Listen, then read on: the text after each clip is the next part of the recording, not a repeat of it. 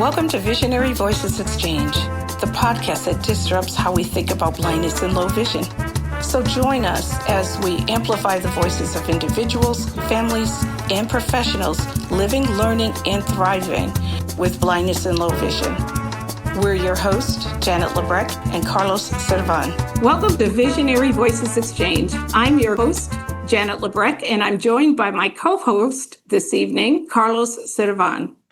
Hello, everybody. Carlos, great to be on the program with you again, as usual. We also have a very exciting guest who is joining us as well. We think you're going to really enjoy hearing about his background and some of the accomplishments that he has made. His name is Richard Crawford. But before we get into hearing from Richard, we want to just share a few housekeeping notes here. We want to make sure that you have the opportunity to like and subscribe us at Visionary Voices Exchange. And that way you'll be able to access any exciting information or innovative content that we may be sharing with you in the future. So Richard, thank you so much for joining us. We're really, really excited to have you here with us. Well, thank you for inviting me to be on your program. Richard, this program really is about sharing information with individuals, family members, professionals in the field of blindness and low vision, or just curious individuals who might have an interest in learning about blindness in the world that we all live in. And we wanted to just have you on because you have some very unique background. You have some incredible experiences and some exciting things that you've actually done, both in your personal life as well as in your career. So how about if we start by asking you a few questions and you feeling free to share and elaborate on some of the experience. So why don't we start with your family? Where are you from and what's your family situation? I was born and raised in Grinnell, Iowa. That's in the central part of the state. And I was fortunate to have the best parents a child could ever have, let alone a blind child, because my mom and dad were married at 15 and 16, and they didn't have all the smarts that some of the professionals had, and they didn't know that they were having a blind kid, and they weren't supposed to tell him, no, you can't do that. Their attitude was figure out the way to do that. And what a blessing that turned out to be in my life.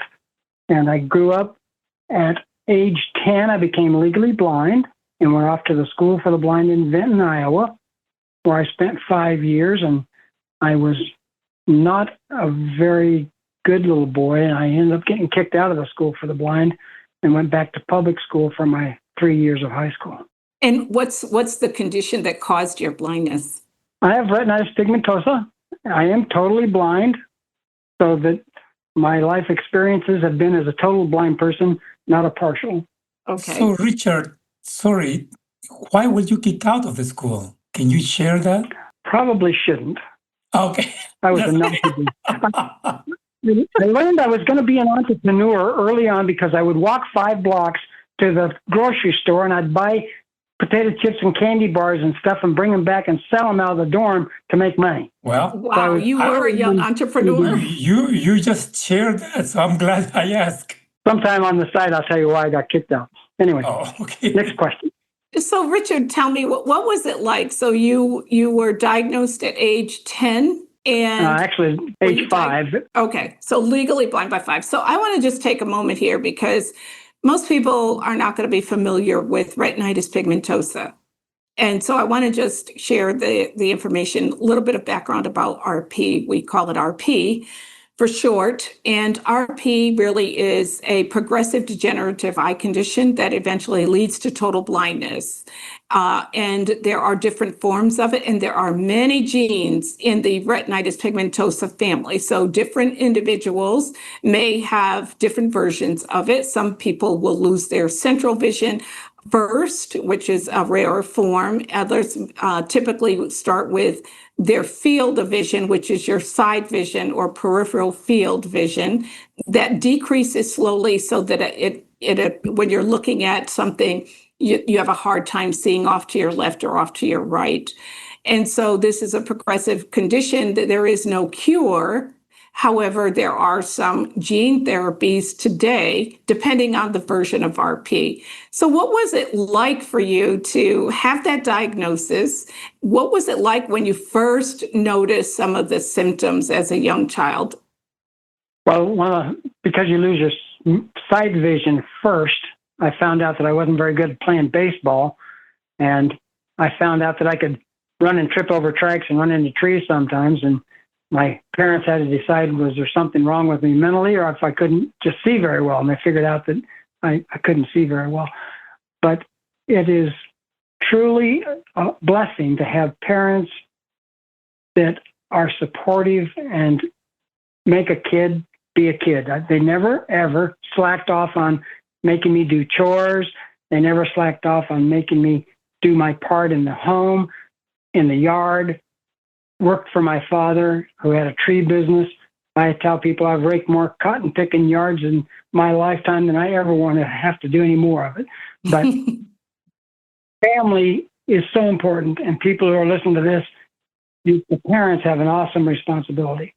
And I was fortunate to have parents that didn't know they weren't supposed to say, okay, let's figure out the way. Absolutely. Your siblings, talk about the composition of your family. Are you an only child? Do you have siblings? My older brother wished he would have been an only child probably, but I had an older brother that was 2.5 years older than I was. And because I went off to school when I was at age 10 and away for 5 years, my family basically raised one son at a time, because then I came home from the school for the blind. My brother graduated from high school and went off to Vietnam, and he came home from Vietnam, and I graduated from college and went off to work. And so it was always a distant relationship between me and my brother, but we were very close, especially in the latter years. He was unfortunately diagnosed with Agent Orange and died at 62 with cancer. But he and I were very close, and it was just the two of us. Mm-hmm. So, Richard, you say that you were very fortunate your parents didn't know they were supposed to say no. When do you realize that? I mean, when you met other blind students, you noticed that big difference? And what was your reaction to that? When I was in public school early on, kindergarten through fourth grade, I knew I was starting to have vision difficulties because I couldn't see the blackboard, and I couldn't play kickball as good as the other kids. Of course, I had real thick glasses, and kids called me frog eyes, and that hurt when I was a kid because they were teasing me about my thick glasses that I was wearing at the time. But I think when I went off to a school for the blind, people have to realize back in the 60s, there were 162 kids at the Iowa School for the Blind. Of those 162, there were only about 12 that would be multiply handicapped. Okay. Today, it's just the opposite. Yep. So I was fortunate to have a whole bunch of blind guys as role models, just did stuff because all that was wrong was they were blind. And that is typical as to what you would see in some of the blind school populations today. So can you talk about for a moment what your brother's experience, how did you guys communicate with each other? Because oftentimes in families where there are multiple siblings, but one sibling, is blind, the other is not. Talk about what potential impact and how he was able to not only adjust, but to be a support to you. My brother never cut me any slack because I couldn't see. In fact, he picked on me pretty good because that's what brothers do. But he always challenged me to figure out how to do what we were going to do. I think back at a time when I was afraid of the dark because my brother would always scare me. And my parents would leave and he'd scare me. And my parents were frustrated that I wouldn't go down the basement without all the lights on. I wouldn't go into the next room without all the lights on. I said, Ben, if you scare me, I'm going to hit you with this pop bottle. And he scared me, and I hit him over the head with a pop bottle and knocked him cold. And when he woke up, I was thankful, but he never scared me again. And it was amazing. Within just a few weeks, I wasn't afraid of the dark anymore. It's kind of good because when you're blind, you don't want to be afraid of the dark.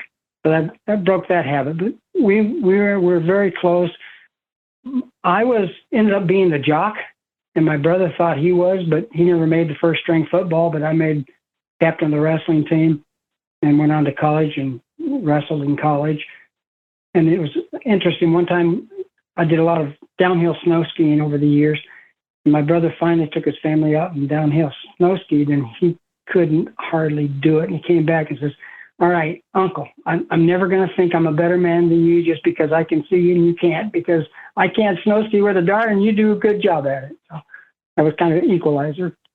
That's great. And it's amazing that you had that kind of a relationship, although it sounds like you cured the problem from being scared by your brother. So when you think about your probably from age 5 to 10, just before you went off to school, oftentimes kids that are blind or having vision problems, they experience isolation sometimes amongst their peers in their community. They may be isolated from doing certain types of activities with kids that are sighted. And sometimes the kids that are sighted, they don't always mean to be mean, but they notice a difference and they're just not sure about how to manage that and how to interpret what is really going on. Did you have any experiences like that with your peers?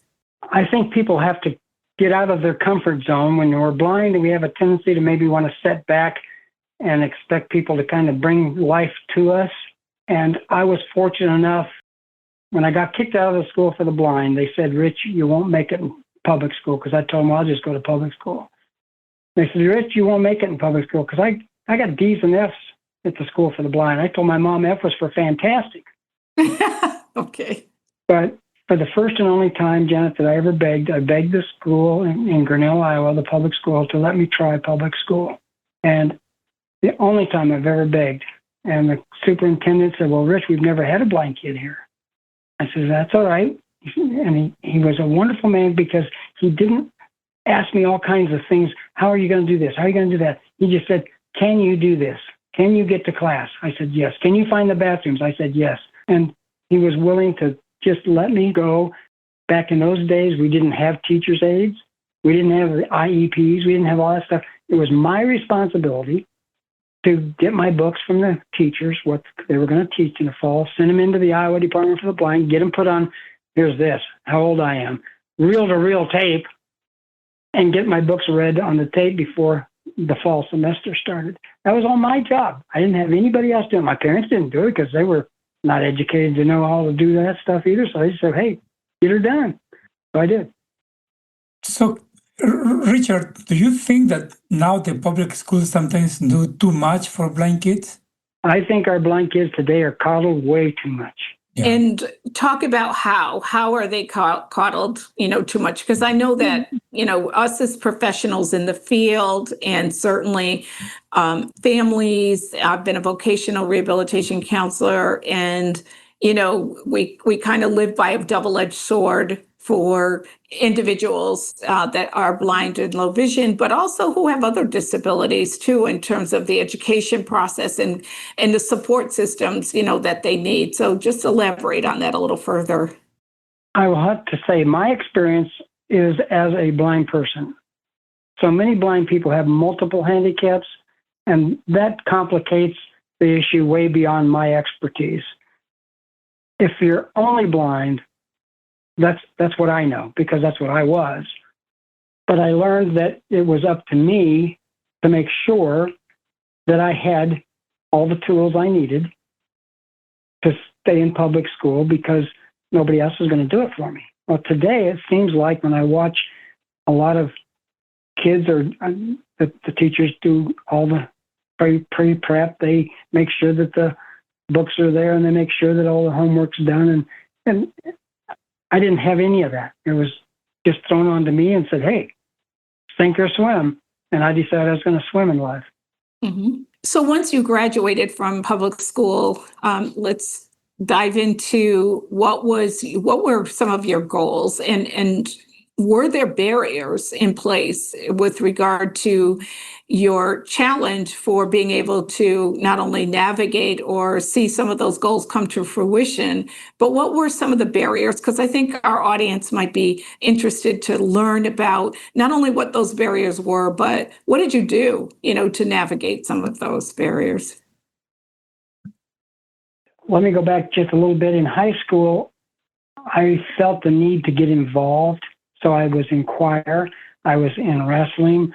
I was in school politics. I was involved in play practice. All the things that are kind of scary to want to do as a blind guy, I just dove into it. And it ended up working for me. And because of that, it started teaching leadership skills early on. And I never really had any conflicts with people except when I started doing better than they were. Then this conflict started coming in. When I started whipping the kids in wrestling, that's when the attitude kind of would flare up a little bit, because people don't like to have a blind person outperform them. But that's what I end up spending my life trying to do, is outperform my sighted peers and whatever it was I was doing. So those kinds of self-startership is hard to find in people, period, let alone if you're handicapped. But it's up to us to make a conscious choice. Are we going to do and become what we want to do and become? It's up to each one of us. And it's a price you have to be willing to pay. Mm-hmm. Especially during the times when you were the only one at that time. When you were in public school, were there other kids that you could associate with that had other disabilities at all? There's only one other kid in the whole school of 100. There's 162 kids in our class, and we had one kid that wore braces, didn't use a wheelchair all the time. And outside of that, being ornery, I don't know anybody else. I was the only technically handicapped kid, if you will, at the Grinnell school. Mm-hmm. But then after high school, the Grinnell College wrestling coach had watched me wrestle over the years, and he went off to Wartburg College in Waverly, Iowa, to coach wrestling up there. And he recruited me to go to college at Waverly and wrestle on the Wartburg wrestling team. I was not good enough. I went to the state tournaments in Iowa, but I was not good enough to make the team at Wartburg because I just wasn't good enough, not because I was blind. I set second seat to a guy named Mick Ketchum, who was a national top-ranked wrestler for the nation, was in the first seat. So as a freshman, I didn't wrestle varsity. In the second year, I was behind Steve Noah, who was a state champion. I only went to the state tournaments. I didn't place in the top four, but I wrestled second seat to him. And then I decided, well, I'm not going to wrestle for a living, so I better just buckle down in my college. And so I went through college in 3 years with a double major. Mm-hmm. So you attended Warburg College, and what was your major? What were your goals for even attending college, and what did you want to do after you received your degree? I always thought I wanted to get into business, but I knew blind guys didn't get that opportunity, so I majored in business administration and business education, got my teaching certificates, because I knew I could get a job being a wrestling coach and a teacher. And I had anticipated I'd do that for a few years until I could get an opportunity to go into the business side of the world. And what did you want to do in business, and what made you pick business? I was talking to a guy. I was flying back from Tucson, Arizona after I graduated from high school, and I met a guy who was head of public relations for National Bellis Hess stores at the time. It was a chain, kind of like Walmart, except early.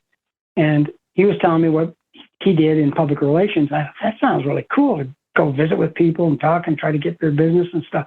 So I thought I'd go into business in public relations of some type.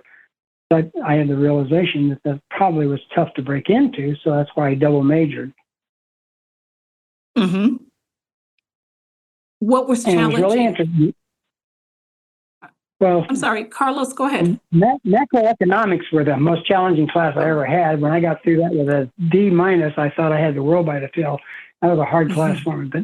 But it's important for us as handicapped people to always be willing to get involved and network with others. When I was a senior in college, the Peace Corps recruiter guy was on campus recruiting people to go into the Peace Corps. I went and sat down with him and talked, and I said, well, what can a blind guy do in the Peace Corps? And he said, well, Rich, Peace Corps really didn't have a place for blind people. I said, well, that's a sorry sight.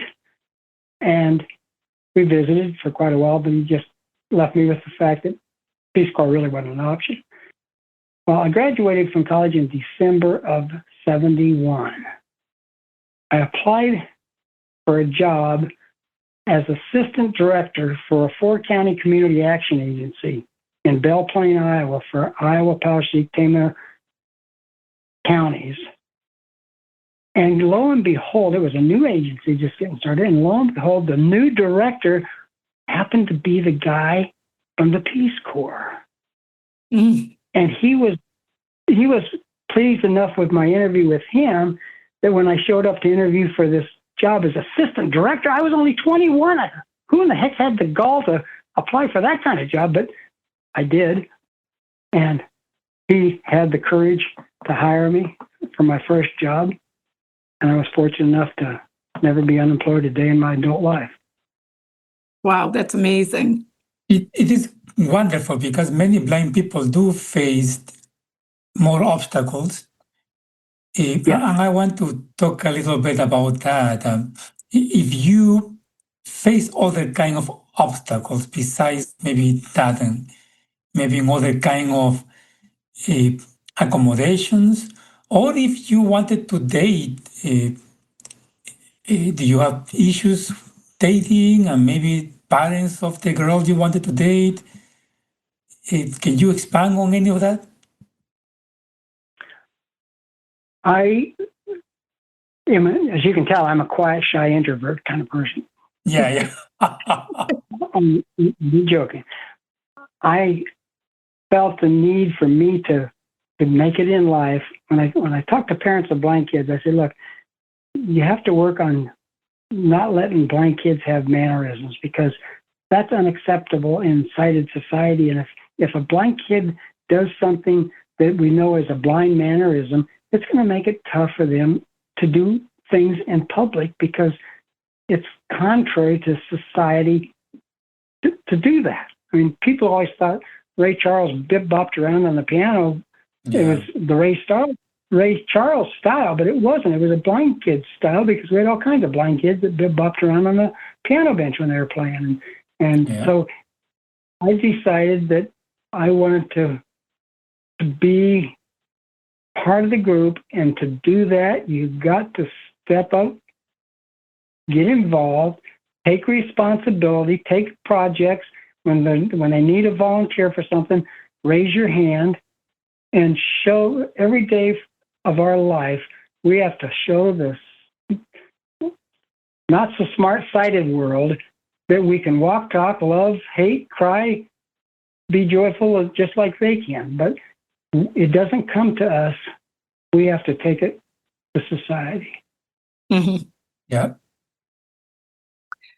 Richard, talk about your career. You've had a career in business, you in wealth management, and how did you get to that point in thinking about, well, I think I'd like to have a career in wealth management?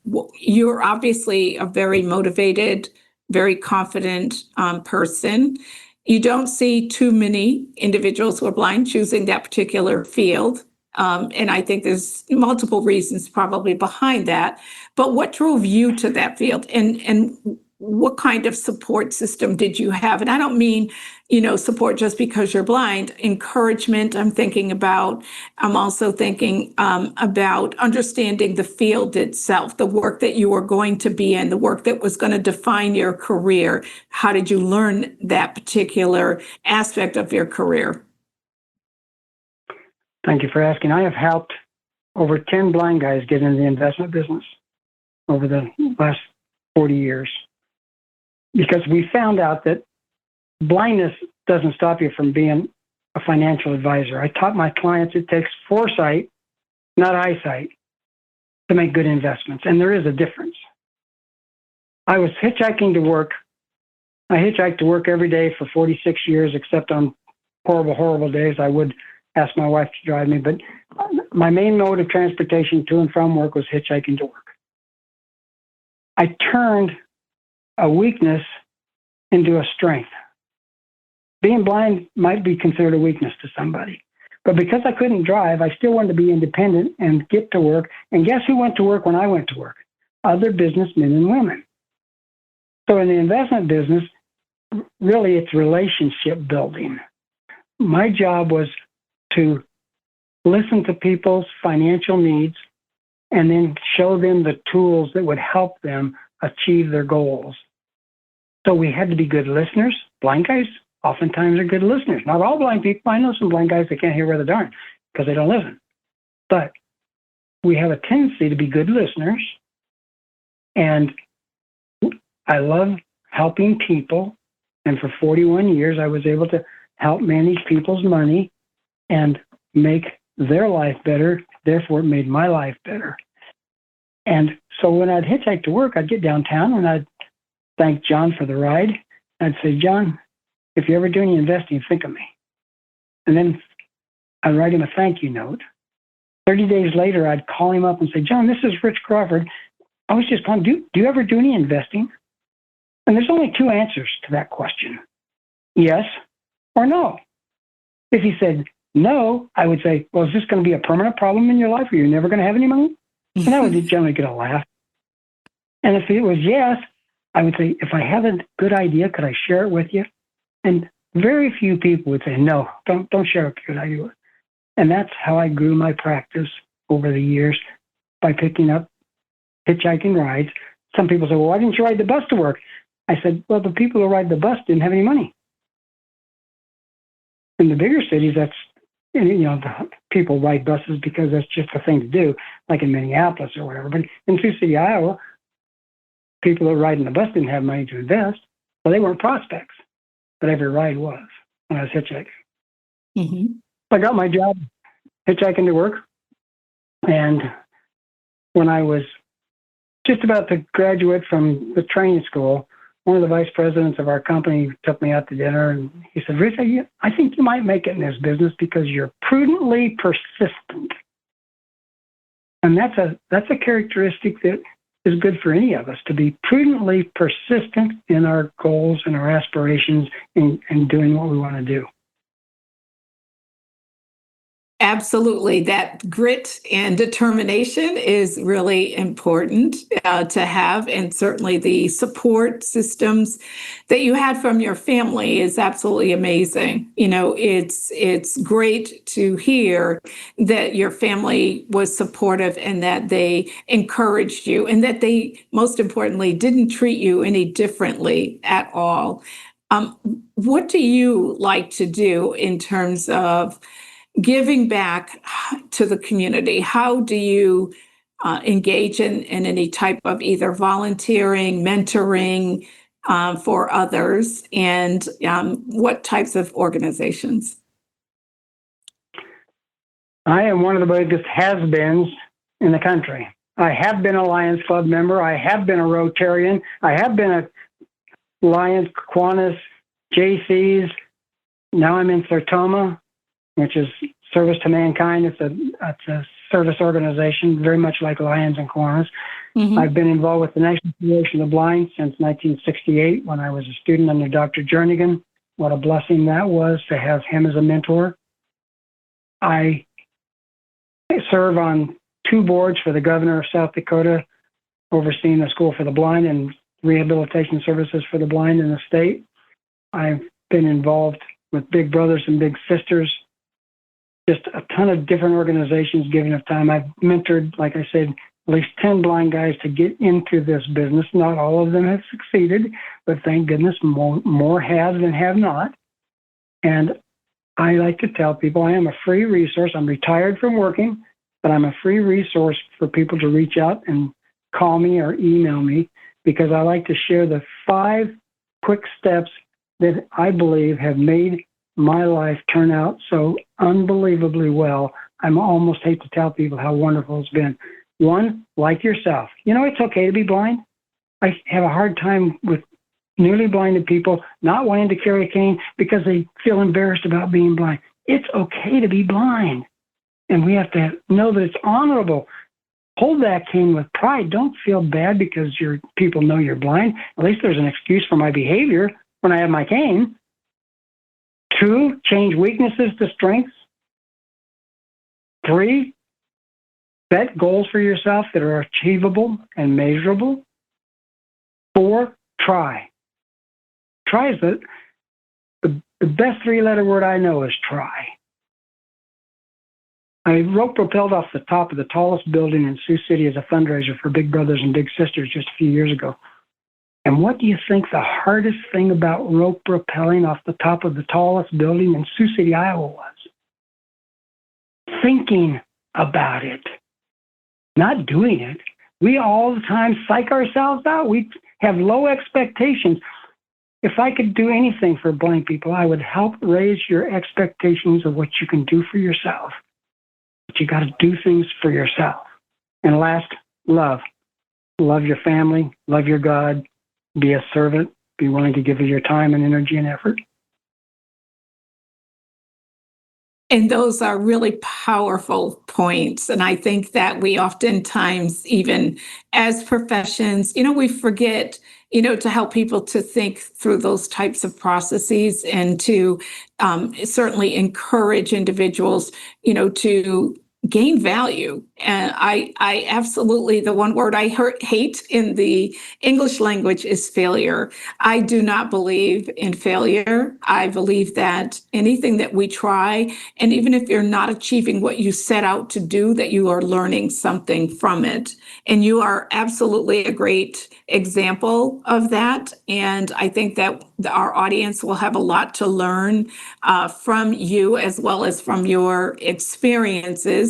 And I hope that individuals listening to this program, this program, and hearing your story, that it encourages, if you're a family member of someone who is in your family who is blind or have any other disability, that I think one of the key things that we talked about, and Richard, that you highlighted and that you exhibited, was high expectations. And that started with your parents and taking those high expectations and moving forward, not giving up, and looking at goals as opportunities, also looking at those barriers as opportunities to do something different, to still achieve.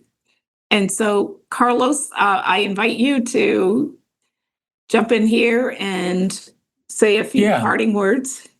Sure. I just want to thank you, Richard, because when I first met you, maybe 26, 27 years ago, you came to Nebraska and you told some of the stories you told us today. And being a young blind man back then, I got inspired and I applied those to my jobs, relationships, always try. And that's what helped me be successful in my career. But also, you told me to start investing consistently. And I've been doing that, and I can tell you when I retire, I'll be just fine. Thanks to you. Thanks to you. You warm my heart, and it pleases me to hear you say that. And I want to just, if I can, anybody that's listening to this, if I can be of any help, I'm a free resource. My email is richcrawford1950@outlook.com. Feel free to email me or call me at 712-898-4869. I'd be happy to visit and be of any help any way I can. Thanks for having me on. Yeah, take advantage. Not everybody is that available. Thank you, Richard. Yes, absolutely. And thank you for your leadership. And certainly thank you for sharing and being on Visionary Voices Exchange. I'm your host, Janet Lebrecht, and joined by my co-host, Carlos Servan. Yes. Right. And please don't forget to like and subscribe to Visionary Voices Exchange so that you can get access to other content and be able to listen to more exciting individuals that we plan to have on this show. So thank you for joining us. Thank you, Richard. Thanks, everybody.